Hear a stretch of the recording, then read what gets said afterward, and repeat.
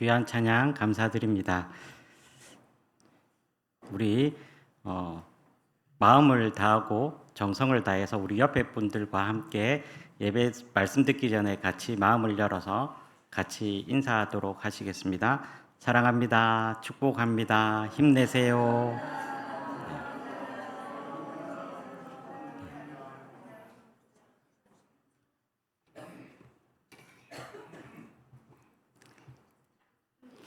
우리는 얘기를 말을 할 때 좀 논리적으로 말을 한다라고 생각하는 경우들이 많습니다. 그래서 가급적이면 얘기할 때 논리적으로 얘기하려고 하고 또 그렇게 노력하는 경우들이 참 많이 있습니다. 그런데 말을 하다 보면 논리적이지 못할 때가 참 많이 있는 것 같습니다. 여러분 이런 얘기를 하면 이게 맞는지 한번 잘 들어보십시오. 문 닫고 나가. 네.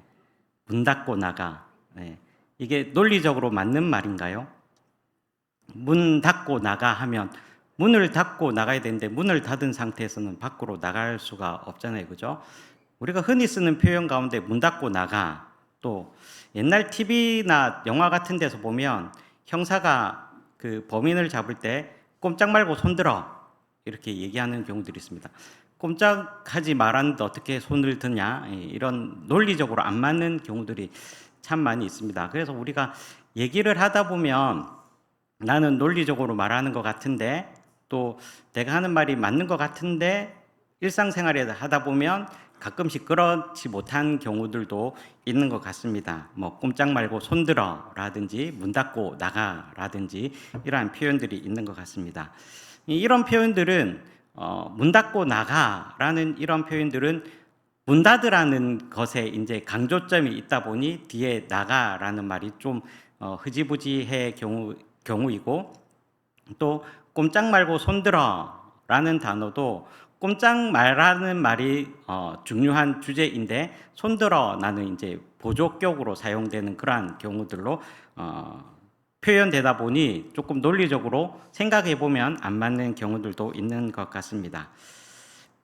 또 하나의 표현 중에 하나가 죽기 살기라는 표현인 것 같습니다.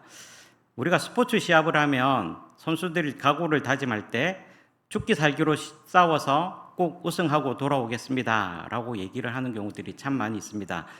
죽기 살기, 어떻게 보면 우리가 일상적으로 듣는 말이니까 맞는 말 같은데 어떻게 생각해 보면 틀린 말인 것 같기도 합니다. 왜냐하면 우리는 먼저 살고 나서 죽는데 죽기 살기라는 말을 하니까 좀 말이 안 맞는 것 같습니다. 그런데 우리는 보통 표현하기를 죽기 살기라고 얘기를 합니다. 원래는 맞는 말은 살기 죽기라고 표현을 해야 되겠죠. 그죠? 그런데 우리는 죽기 살기라는 말을 많이 합니다. 그런데 잘 곰곰이 생각해 보면 죽기 살기라는 이 말은 참 성경적인 단어인 것 같습니다. 성경은 우리들에게 먼저 죽어야 산다라고 가르쳐 주고 있습니다. 죽어야 산다, 먼저 죽어야 한다, 그러면 산다라고 하는 것이 성경의 가르침이다라는 것입니다. 여러분, 오늘 본문 말씀을 통해서 죽기 살기, 죽어야 산다라는 말씀을 같이 생각해 보면서 하나님께서 우리들에게 주시는 은혜를 같이 생각해 보고자 합니다. 예수님께서 예루살렘에 입성하시고 난 이후에 얼마 되지 않아서 오늘 본문의 배경은 헬라인 사람, 그 당시로는 이방인이죠. 헬라인 사람 몇몇이 유월절 기간에 성전에 예배하러 왔다가 예수님의 이름을 듣게 되었습니다. 원래 예루살렘 성전에는 유대인들만 예배를 드리게 되어 있는데 그 당시에 이방인이면서도 하나님을 믿는 그러한 경건한 외국인들이 있었던 것 같습니다. 그러한 헬라인들, 요즘식으로 말하면 그리스인들이 몇몇이 예수님의 명성을 듣고 예수님을 만나고자 청하게 되었습니다. 그리고 예수님의 제자인 빌립에게 그 이야기를 전하고 또 빌립은 그 이야기를 예수님께 전하면서 예수님께 헬라인 몇 명이 찾아오게 되었다라는 얘기를 합니다. 이때 제자들의 마음, 예수님께 이 이야기를 전하는 제자들의 마음이 어떠했을까요? 그들은 아마 기대감에 부풀어 있었을 것입니다. 오늘 우리가 본문에는 읽지 않았지만 본문 앞에 내용, 예수님께서 예루살렘에 입성하는 내용이 나오고 있는데 요한복음 12장 12절 13절 말씀입니다. 제가 한번 읽어보겠습니다.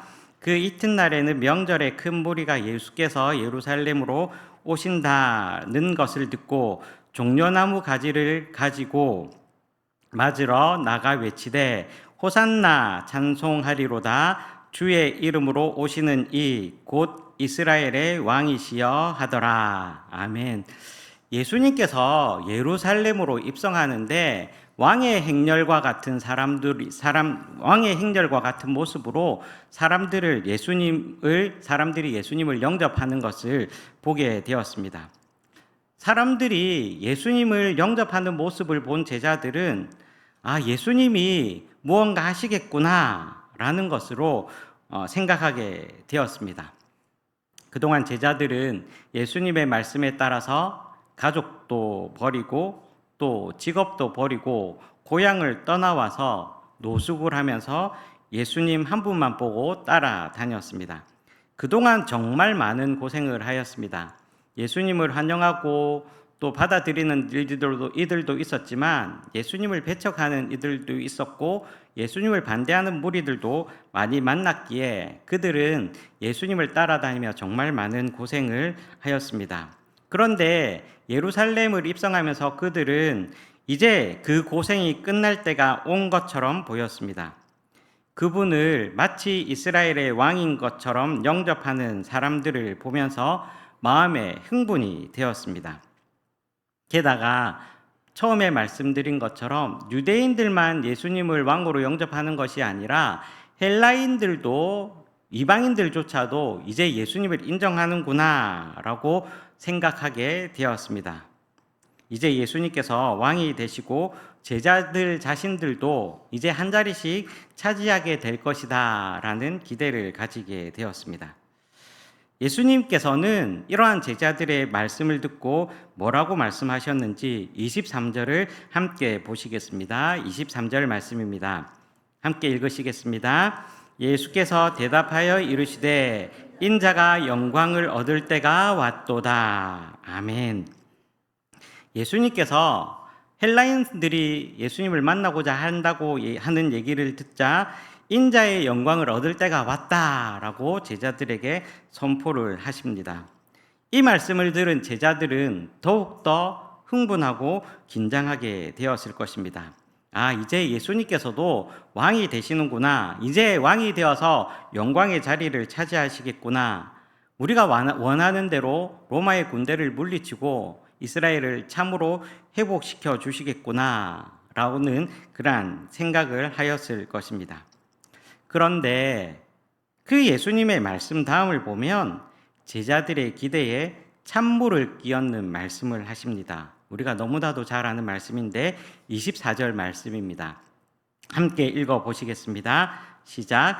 내가 진실로 진실로 너희에게 이르노니 한 알의 밀이 땅에 떨어져 죽지 아니하면 한 알 그대로 있고 죽으면 많은 열매를 맺느니라. 아멘. 성도 여러분, 주님께서는 23절에서는 분명히 우리가 영광을 얻을 때가 왔다라고 하셨는데 그렇다면 그 뒤에 나오는 논리적인 얘기를 하려면 이제 우리가 힘을 키우고 군대를 모으고 또 많은 세력들을 규합해서 로마 제국을 무너뜨리고 새로운 왕국을 건설하자. 그리고 우리를 따라오는 환영하는 사람들을 선동시켜서 잘 훈련시켜보자 라고 말씀하시는 것이 맞는 얘기일 텐데 예수님께서는 오히려 한 알의 밀이 땅에 떨어져 죽어야 한다라는 말씀을 하고 있습니다. 여러분, 영광을 얻는다는 것, 또 죽는다는 것, 그것이 어떤 관계가 있습니까? 바로 오늘 이 부분이 제가 여러분들과 함께 나누고자 하는 말씀의 핵심 내용입니다. 여러분, 예수님께서는 영광을 얻을 때가 왔다라는 것을 인정하셨습니다. 그러나 문제는 예수님께서 영광을 얻는 방법이었습니다. 그 방법에서 예수님과 제자들의 생각이 달랐던 것입니다. 제자들은 바로 왕이 되셔서 영광을 누려야 한다라고 생각을 했습니다. 그러나 예수님께서는 영광의 자리에 앉기 전에 한 가지 관문을 통과해야 한다라고 말씀을 하셨는데 바로 그것은 죽음이었습니다. 하늘의 밀이 땅에 떨어져 죽어야 많은 열매를 맺는다라는 것입니다. 많은 열매를 맺기를 원하느냐? 그러면 먼저 죽어야 한다. 영광을 보기를 원하느냐? 먼저 죽어야 한다. 살기를 원하느냐? 그러면 먼저 죽어야 한다. 이것이 바로 예수님의 가르침이었습니다. 예수님께서는 이러한 가르침을 말로만 끝내지 아니하시고 이 놀라운 비밀을 직접 실천하셨습니다. 예수님께서는 우리의 모든 죄를 짊어지시고 십자가에 달려 죽으셨습니다. 그 후에 영광스럽게 부활하시게 되었고 하늘로 승천하셔서 영광스러운 보좌에 앉으셨습니다. 그러므로 죽음이 먼저이고 생명의 부활과 영광은 그 다음이었습니다. 먼저 죽고 나중에 영광스럽게 사셨습니다. 성도 여러분, 그런데 우리들의 문제는 죽지 않으려 한다라는 것에 있습니다. 그래서 죽기 살기의 신비를 잘 깨닫지 못합니다. 죽어봐야 사는 것도 잘 알 텐데 우리의 자신이 죽지 않으니 그 다음에 사는 것을 잘 알 수가 없습니다. 우리의 본성은 어떠합니까? 언뜻 보면 죽기 살기보다 살기 죽기를 원하는 것 같습니다. 나중에 죽는 것이야 어쩔 수 없지만 우선은 내가 먼저 살고 봐야 한다라고 생각을 합니다. 그러나 우리의 모습을 엄밀히 생각해 보면 우리는 다 살기를 원합니다. 지금도 죽기 싫고 나중에도 죽기 싫어합니다. 지금도 살고 싶고 나중에도 살고 싶어 합니다. 그러나 이것은 궁극적으로는 하나님 보시기에는 죽기밖에 되지 않는다라는 것입니다. 요한복음 12장 1절, 오늘 우리가 본문에 읽지 않았지만 우리 앞에 있는 내용, 초반에 요한복음 12장 앞에 본문을 보면 죽어야 산다라는 원리를 보여주는 예시가 있습니다. 베다니 마을에서 예수님을 위한 잔치가 열렸는데 거기 나사로가 예수님과 함께 있었습니다. 나사로가 누구입니까? 그는 죽었다가 하나님의 은혜로 살아난 사람입니다. 그가 죽어서 무덤에 묻힌 지 나흘 만에 예수님은 그를 살려내셨습니다. 생각해보면 나사로가 죽은 것이 먼저이고 예수님께서 살려주신 것이 나중입니다. 먼저 죽어야 사는 기적이 있다라는 것입니다. 또 그 이후에 나오는 마리아의 행위를 한번 생각해 봅시다. 그 잔치 자리에서 마리아는 아끼던 향유를 예수님의 발에 부어 드렸습니다. 그 향유를 내다 팔면 300데나리온이라 받을 수 있는 그러한 고가품이었는데도 마리아는 그것을 아끼지 아니하고 예수님의 발 앞에 부어 드렸습니다. 향유를 붓는 그녀의 행동은 자신을 죽이는 것이었습니다. 향유의 옥합을 깨뜨리고 거기에 있는 모든 향유를 부음으로 말미암아 자신이 죽는 것을 온전히 예수님 앞에 보여드렸습니다. 마리아는 나사로가 다시 살아난 은혜, 또한 예수님께서 자기 가족들에게 베풀어 주신 은혜들을 예수님께 향유를 부음으로 말미암아 예수님의 은혜에 조금이라도 보답하는 마음으로 그 향유를 부었습니다. 향유를 붓는 행위가 바로 자신을 죽이는 행위였습니다. 마리아는 주님 앞에서 죽고자 하는 그러한 사람이었습니다. 그 결과가 무엇입니까? 마태복음 26장 13절에 보면 마리아를 칭찬하시면서 이렇게 말씀하시는데 우리 말씀을 같이 한번 읽어 보시겠습니다. 내가 진실로 너희에게 이르노니 온 천하에 어디서든지 이 복음이 전파되는 곳에서는 이 여자가 행한 일도 말하여 그를 기억하리라 하시니라. 아멘. 여러분, 마리아는 값비싼 향유까지 부어드리는 행위를 통해 영원히 주님 안에서 사는 여인이 되었습니다. 향유는 비록 바닥에 부어져 흘러버리고 옥합은 깨트려졌지만 그의 아름다운 마음, 주님을 섬기는 마음은 영원히 살게 되었습니다. 이것이야말로 죽어서 사는 비밀이다라는 것입니다. 그런데 거기에 죽기 싫어하는 한 사람이 있었습니다. 그는 바로 예수님의 제자 가룟 유다였습니다. 그는 마리아의 행동을 보고 마리아를 꾸짖었습니다. 향유를 300데나리온에 팔아서 가난한 사람을 도와야 한다라고 주장하였습니다. 겉으로 보면 이성적이고 불쌍한 사람들을 생각하는 것 같습니다. 그러나 사실은 가룟 유다는 예수님의 돈을 막고 있었지만 그 돈을 훔쳐가는 도둑이었습니다. 마리아가 그 많은 돈을 옥합을 향유를 팔아 그 많은 돈을 예수님께 바치면 그 돈을 자신이 관리하게 될 것이고 그리고 그러면 그는 그 돈을 훔칠 수 있을 것이라는 생각을 하였습니다. 그는 더러운 욕심에 붙잡혀 살아가는 사람이었습니다. 그는 자기 욕심을 죽이지 못한 사람이었습니다. 그 결과가 무엇입니까? 그것은 그가 욕심 가운데 살려고 하다가 결국은 예수님을 팔아넘기는 배신자가 되었고 비극적인 삶을 맞이했다라는 것입니다. 그는 살려고만 하다가 주님 앞에서 죽는 사람이 되었다라는 것입니다. 욕심으로 살려고 하다가 죽었다라는 사실입니다. 성도 여러분, 우리는 죽어서 사는 법을 배우시기를 주님의 이름으로 축복합니다. 우리는 예수님께 배워야 합니다. 죽어서 사는 원리를 배워야 합니다. 한 알의 밀이 땅에 떨어져 썩어 죽어야 많은 열매를 맺는다는 것을 체험으로 배워야 합니다. 죽기 전까지는 아무것도 되지 않는다라는 사실입니다. 그래서 예수님께서는 25절에 다음과 같이 말씀하셨는데 우리 25절 말씀을 함께 읽어 보시겠습니다. 시작. 자기의 생명을 사랑하는 자는 잃어버릴 것이요 이 세상에서 자기의 생명을 미워하는 자는 생하도록 보존하리라. 아멘. 여러분, 부도에 몰린 회사를 한번 생각해 봅시다. 그리고 그 부도를 해결하기 위해서 사장님이 취임을 했다라고 생각을 해 봅시다.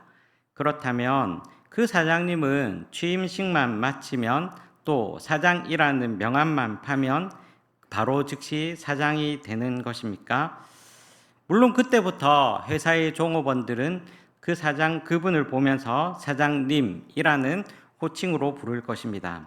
그러나 그가 진짜 사장이 된 것은 아닙니다.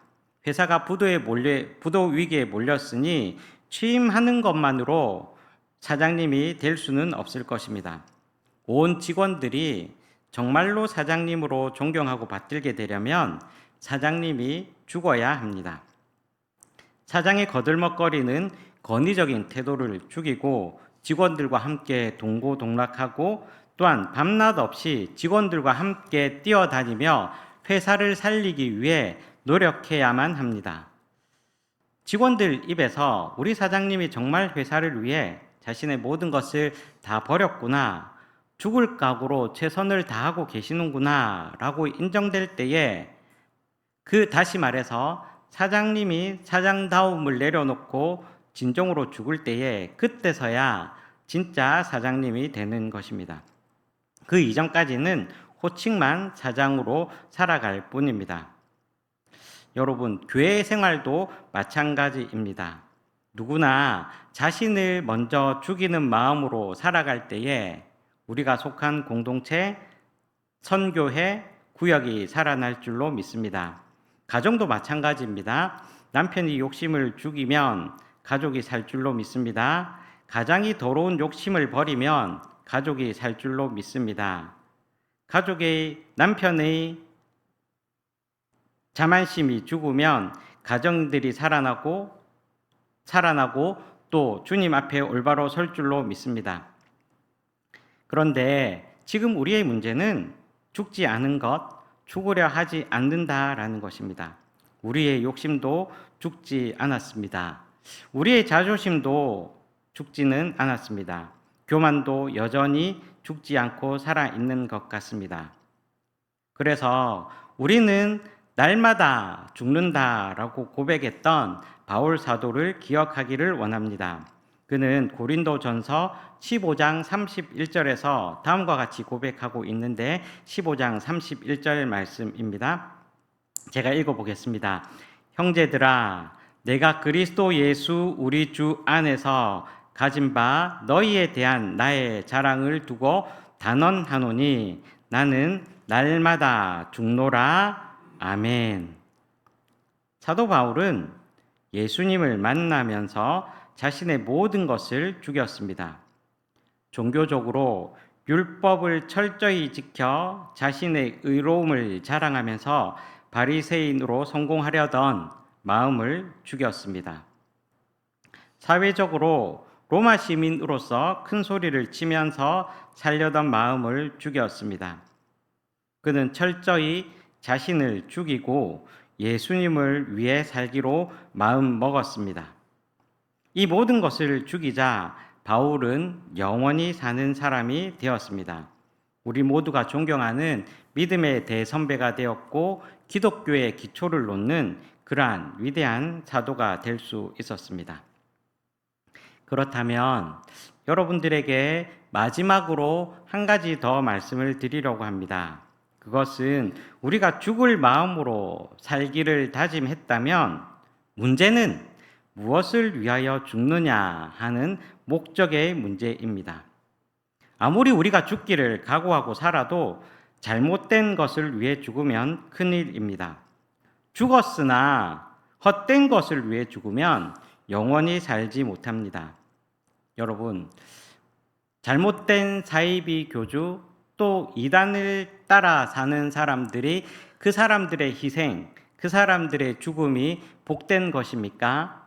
주님 보시기에는 그것들이 다 헛된 것입니다. 문선명을 따라다니는 이들, 또 이만희를 따라다니는 이들, 안상홍을 따라다니는 이들, 교주가 죽게 되자 아무런 가치가 없는 삶으로 전락하는 것을 우리는 볼 수 있습니다. 뿐만 아니라 우리들에게 주신 복음 외에 다른 사상, 다른 이데올로기를 따라다니며 그 골수팬으로 살아가는 그러한 사람들이 있지만 그 잘못된 사상,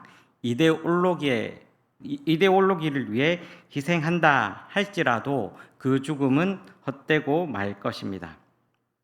그러므로 우리는 여기에서 우리는 무엇을 위해 죽을 것인가 라는 문제에 답을 할 수 있어야 할 것입니다. 옳은 것을 위해 참된 것을 위해 죽기로 다짐하면 그 후에 생명이 올 것입니다. 예수님께서는 우리를 위하여 죽으셨습니다. 우리를 구원하시기 위하여 죽으셨습니다. 인류의 구원을 위하여 죽으셨습니다. 우리는 무엇에 목숨을 걸어야 하겠습니까? 바라기로는 주님을 위한 선한 일을 위해 죽으시는 우리 모든 성도님들이 되시기를 축복합니다. 복음을 위해 죽으시는 여러분들이 되기를 주님의 이름으로 축복합니다. 예수님을 위해 죽으시는 여러분들이 되기를 주님의 이름으로 축복합니다. 우리가 죽는다 하시면 주님께서는 우리를 살려 주실 줄로 믿습니다. 영원히 살게 될 줄로 믿습니다. 이 비밀을 이 시간 우리 모두가 간직하는 귀한 시간이 되기를 축복합니다. 우리는 이 말씀을 마지막으로 읽어보시면서 우리의 다짐을 다시 한번 가지기를 원합니다. 갈라디아서 2장 20절 말씀입니다. 우리 이 말씀을 함께 읽으면서 다짐하는 시간을 가지도록 하겠습니다. 내가 그리스도와 함께 십자가에 못 박혔나니 그런즉 이제는 내가 사는 것이 아니요 오직 내 안에 그리스도께서 사시는 것이라. 이제 내가 육체 가운데 사는 것은 나를 사랑하사 나를 위하여 자기 자신을 버리신 하나님의 아들을 믿는 믿음 안에서 사는 것이라. 아멘. 우리 모두 예수님과 함께 죽고 예수님과 함께 살기를 원합니다. 우리 모두 주님이 원하시는 진정한 하늘의 밀이 되기를 주님의 이름으로 축복합니다. 같이 기도하겠습니다.